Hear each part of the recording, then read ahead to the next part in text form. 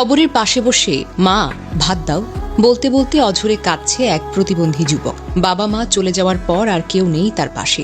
সে পথে পথে ঘুরে খিদা লাগলে মায়ের কবরের পাশে বসে অঝরে কাঁদে, চিৎকার করে বলে, মা আমাকে ভাত দাও। এই দৃশ্য দেখে কেঁদেছে হাজারো মানুষ। মাত্র 1 মাসের ব্যবধানে হারিয়েছে মা বাবা দুজনকেই। একাকী সাগর খাবারের অভাবে প্রায় চলে যায় ঈশ্বরদী কেন্দ্রীয় কবরস্থানে, যেখানে শুয়ে আছেন তার প্রিয় বাবা মা। সেখানে বসে ঘন্টার পর ঘন্টা কাঁদে, চিৎকার করে বলে, মা আমাকে ভাত দাও।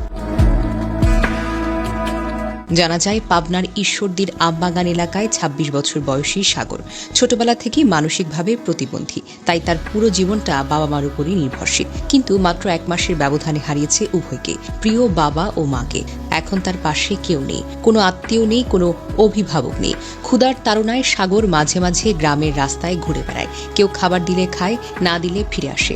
মা বাবার কবরের পাশে থাকে, সেখানে বসে ঘন্টার পর ঘন্টা কাঁদে আর চিৎকার করে বলে, মা আমাকে ভাত দাও, মা আমাকে ভাত দাও। এক স্থানীয় বাসিন্দা বলেন, এক মুঠো ভাতের জন্য সে কত মানুষের কাছে হাত পাততে গিয়ে লাথিগুতো খায়, তারপর আবার কবরের পাশে গিয়ে কাঁদে, মা আমাকে ভাত দাও। এটা দেখলে বুকটা যেন ভেঙে যায়। সাগরের বাবা মৃত সুরুজ মিয়া একজন কৃষক। তিনি জানতেন তার ছেলে মানসিকভাবে প্রতিবন্ধী। ছোটবেলা থেকেই তাকে ভালোবাসা, যত্ন ও স্নেহ দিয়ে বড় করেছেন। তার স্ত্রীও একইভাবে সাগরের প্রতি অকৃত্রিম মমতা দেখিয়েছেন। তারা জানতেন সাগরের শারীরিক ও মানসিক সীমাবদ্ধতা তাকে সমাজের অন্য সব শিশুদের মতো স্বাধীন করে তুলবে না। তাই তাদের কাছে সাগর শুধু সন্তান ছিল না, ছিল সোনার টুকরো, জীবন থেকে পাওয়া এক অমূল্য রত্ন। কিন্তু সে বাবা মা চলে যাওয়ার পর সেই সোনার টুকরো সন্তান একাকী পড়ে যায়। আজ সে কেবল কবরের পাশে বসে চিৎকার করছে, মা আমাকে ভাত দাও। কারণ তার জীবনের সব নিরাপত্তা, ভালোবাসা, স্নেহ, যত্ন এখন শূন্য। যা বাবা মায়ের কাছে ছিল অমূল্য, তা আজও তার হৃদয়ে অম্লান। কিন্তু বাস্তবের নির্মমতার সে একা। সাগরের বাসস্থানও একেবারেই ভেঙে খাঁজ। ঘরটি অস্বাস্থ্যকর, কোনো টয়লেট নেই, পানির কোনো সঠিক ব্যবস্থা নেই। বর্ষাকালে বৃষ্টি হলে, বন্যা হলে এই ঘরে থাকা একেবারেই অসম্ভব হয়ে ওঠে। স্থানীয় কিছু মানুষ ব্যক্তিগতভাবে খাবার, কাপড় বা সামান্য সাহায্য দেয় ঠিকই, কিন্তু তা ক্ষণস্থায়ী।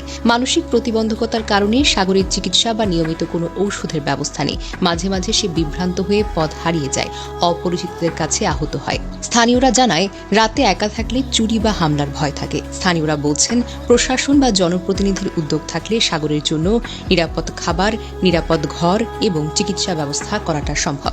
একজন স্থানীয় জনপ্রতিনিধি বলেন, ওর জন্য একটা পরিষ্কার ঘর আর টয়লেটের ব্যবস্থা করা গেলে অন্তত মানুষের মতো বাঁচতে পারবে। সাগরের এই নিঃসঙ্গ অসহায় জীবন এবং কবরের পাশে কাদার দৃশ্য স্থানীয়দের হৃদয় নাড়িয়ে দিয়েছে। তারা আশা করছেন সমাজের বিত্তবান ও মানবিক মানুষরা এগিয়ে আসবেন, যাতে আর কোনো সাগরকে ক্ষুধার জ্বালায় মা বাবার কবরের পাশে বসে কাঁদতে না হয়।